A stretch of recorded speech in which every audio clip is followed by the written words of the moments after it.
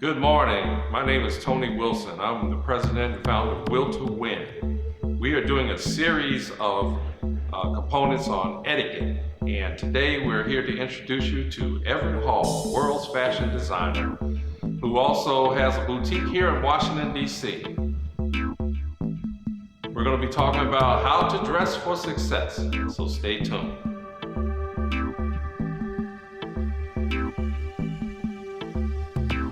I'm very fortunate. We've been in business at this Wisconsin Avenue, Washington, D.C. boutique for over 21 years. We've had the pleasure of serving all different types of people, some entertainers, some actors, some celebrities. I could start to drop names, but I don't know if that type of thing is really necessary right now. Just saying, from President Mandela to the mailman on the street, we've been fortunate to put them in very nice clothes, and they have gotten very positive feedback. What are some of the keys for dressing for success? I think one of the keys that young men can really start to ponder is how they want to look at fashion and to design their life, not just the clothing that they put on, but where do you want to live? What state do you want to live in? What occupation do you want to do? Who do you want to be? Who do you want to do it for? And all that encompasses fashion and your look. Say you take a actor like Samuel Jackson and the persona and the personality, and then what he's wearing, and that all encompasses an image. And so you got to start to think about what image do you want to project. So how can a young man start to build his wardrobe? There's some basic essentials that I think you need to have when you start to build your wardrobe. I think first and foremost, a navy blue suit.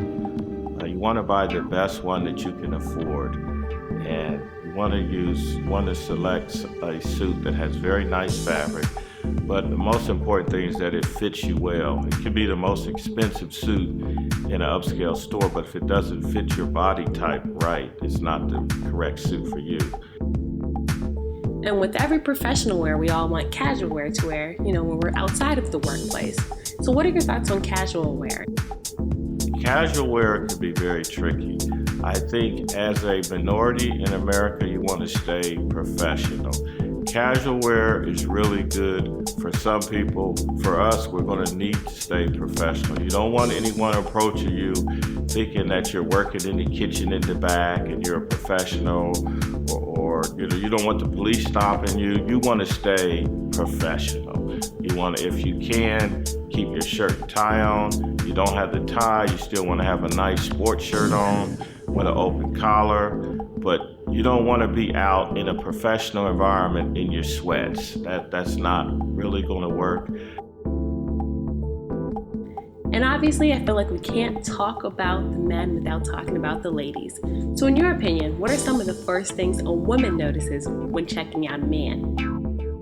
I think one of the first things that the ladies are going to look at when they're checking out a guy is to make sure that he is well groomed and he's neat and he's clean. So first and foremost, you got to start with a shower, clean yourself, make sure your nails are cut even, make sure you have a nice haircut, and just make sure that your teeth are straight and brushed, and you just want to take care of yourself because they want to see how well you're taking care of yourself. If you're not taking care of yourself very well, they know you're not going to take care of them very well. And then they move on to look at your attire. But first and foremost, take care of yourself. I'm often asked, what was my big break? And one of the things that really inspired me to be super successful was my parents. And when I lost my father at an early age, and it can either motivate you or it can tear you down, and it was the catalyst that just making me work assiduously to become super successful. So anytime I saw an article on a designer, anything, I read everything about it. I wanted to know where they went to school, what was their major, And then I creatively looked back and decided what I wanted to do. And then I came up with a game plan on how I was going to do it. I lived in Washington, D.C. at the time. We had a couple professional a football team, a basketball team. So I approached some athletes and talked to them and befriended them and got a chance to put some of my clothing on them. I also was fortunate enough that BET was in my same city, so I went out and approached one of the talk show hosts there, Donnie Simpson. I had a chance to put him in a number of clothing. I just gave it to him free. Just said, here, just put this on and wear it. And we developed that program till we had at least 6 million viewers. So people all over the country had an opportunity to see my clothing. Other people came on the show, they asked for clothing. So we had a host of entertainers and guests that came on the show that started wearing the clothing. So we got a lot of word of mouth. So I think what you have to do creatively is sit back and think about what you want to accomplish and then mindstorm, come up with 15, 20 ideas on how you can implement it. And then just start to go make it happen. No one is going to bring it to your door. You got to go out, go to these locker rooms, go to these practices, knock on some doors, make some phone calls, introduce yourself, and then go and just talk to them and see what's going on in their life, see what they got happening, what events are coming up. Hey, I'd like to do something for that BET award, or I'd like to do something for this pre-Grammys party for you. And just go out and make it happen. So you have to use a tremendous amount of personal initiative. You have to be extremely creative, not just with a new garment, but how you want to get it to the marketplace. And you have to know that all the answers are in your mind. You have to have faith and realize that God would not have given you that impulsive thought, that go, without bringing the people and circumstances into your life to make it happen. So you just go get it done. Many people call Washington, D.C. the business capital of the world.